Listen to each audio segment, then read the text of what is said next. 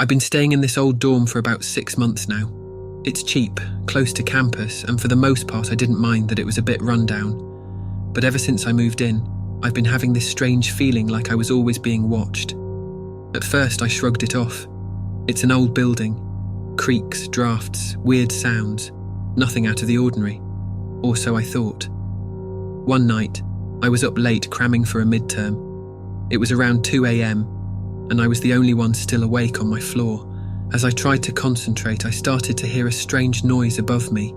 It was a slow, dragging sound, like something heavy being pulled across the floor. I tried to ignore it, thinking it was just someone moving furniture, but it was the middle of the night. Who does that at 2 a.m? The sound continued for a while, then stopped suddenly. I was relieved, thinking it was finally over. But then, just as I was getting back to my notes, I heard something else. This time, it was like soft, shuffling footsteps directly above my head. It was so distinct that I could almost picture someone pacing back and forth. I decided I couldn't take it anymore. I grabbed my phone and went upstairs to see what was going on. I reached the 3rd floor and found the room directly above mine. Room 304. The hallway was dimly lit, the kind of lighting that makes everything look shadowy and unsettling. I knocked on the door, but no one answered. I knocked again, harder this time, but still, nothing. Growing impatient, I tried the handle. To my surprise, it was unlocked. I pushed the door open, and the room was pitch dark. Using my phone's flashlight, I cautiously stepped inside. The air was stale and thick, like no one had been there in years. As I scanned the room, I realized it was completely empty. No furniture, no signs of anyone living there, just bare walls and a dusty floor. But then, in the beam of my flashlight, I saw it, a phrase scratched into the wall. Do not look. My skin prickled with goosebumps. I turned to leave, but as I did, I heard a faint whisper. It was so soft I almost thought I was imagining it. But then it came again, clearer this time, like someone whispering my name. I didn't wait to find out more. I bolted out of the room, slamming the door behind me, and ran back to my own room. Back in my room, I tried to calm myself down. I told myself it was just a trick of the mind, that I was exhausted and imagining things. But as I sat there, trying to focus on my studies, I started to hear another sound. This time it was coming from inside my room. It was subtle at first, like fabric rustling, but it was getting louder, like something moving behind my closet door. My heart was racing. I stood frozen, listening, praying it would stop. But it didn't. I had to know what it was, so I slowly approached the closet. My hand was trembling as I reached for the handle. I yanked it open, expecting to see something. But it was empty, just my clothes and some boxes. I let out a sigh of relief, feeling ridiculous for scaring myself. But then, I noticed something strange. In the reflection of the closet mirror, there was a shadow in the corner of my room. I spun around to look, but there was nothing there. When I turned back to the mirror, the shadow was gone.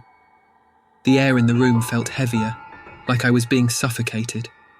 I couldn't stay there any longer. I grabbed my things and ran out of the dorm. The next morning, I went to the dorm office to report what happened. The receptionist listened to my story with a concerned expression. When I mentioned room 304, her face went pale. She told me that room 304 had been sealed off for years. A student had disappeared there a decade ago, and the only thing left behind was a single word scratched into the wall. Leave. They had locked the room ever since, but according to her, no one should have been able to enter it. I moved out that same day, but the experience has stayed with me. Even now, in my new apartment, far away from that old dorm, I sometimes hear faint footsteps outside my door late at night, and once in a while when I catch a glimpse of a dark reflection in the corner of a mirror, I can't help but wonder, did I really escape, or did it follow me here? The roommate David had always thought he was lucky to find such a cheap apartment in the city.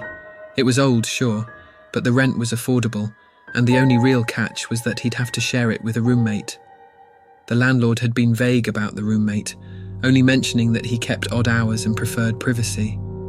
But David didn't mind. In fact, he rarely saw him, just heard him moving around at night, a shadow slipping through the hallway while David was half asleep. One night, curiosity got the better of him. David decided to introduce himself properly. As he approached the roommate's closed door, he heard a faint scratching sound from inside. It was slow and methodical, like nails being dragged across wood. He knocked gently, but there was no response, just the continued scratching. The hairs on the back of David's neck stood up. He told himself it was probably just the roommate working on something and went back to his room, trying to ignore the uneasy feeling gnawing at his stomach. Over the next few days, the noises grew louder and stranger. The scratching was now accompanied by whispers, guttural and indecipherable, as if multiple voices were speaking at once. David's sleep was shattered by the sounds, and the smell of something foul began to seep into the apartment. It was rancid, like rotting meat. He tried knocking on his roommate's door again, but there was no answer, just the whispering, now almost frantic like a chant. Desperate, David decided to talk to the landlord the next morning. But that night, everything changed. As he lay in bed, he heard his roommate's door creak open, followed by slow, shuffling footsteps approaching his room. The whispers were closer now, right outside his door. Terrified, David held his breath and squeezed his eyes shut.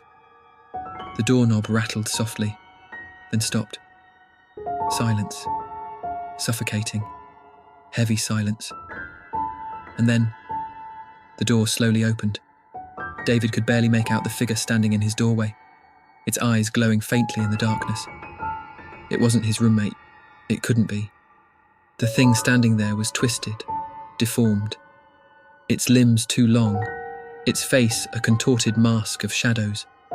David wanted to scream, to run, but his body refused to move. The figure's whispers grew louder, filling his head with words he couldn't understand. Words that felt like they were digging into his brain. In the morning, the landlord found David's room empty. The bed was cold, and the walls were covered in deep scratches, like claw marks. David was never seen again. The only thing left behind was a note, scribbled in a frenzy. "I can't leave. It won't let me." And now, the landlord was putting up the apartment for rent again, cheap, with a new roommate already included. Title: The Visitor in the Dark. October 30th, 11:48 p.m. It was a stormy night, and the power had just gone out. I was home alone, curled up on the couch with a blanket, trying to distract myself with a book. The wind was howling outside, rattling the windows, and every so often thunder would shake the old house. I tried to convince myself that everything was fine, but there was something about the way the shadows moved in the flickering candlelight that put me on edge. At exactly midnight, the house fell into complete silence. Even the wind seemed to stop. That's when I heard it. A soft tapping sound coming from the back door. At first I thought it was just the rain, but it was too rhythmic. I held my breath, listening. Tap, tap, tap.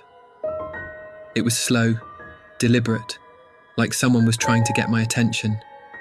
I told myself it was just a tree branch swaying in the storm, but I couldn't shake the feeling that it was something else. I checked my phone. 12:03 a.m.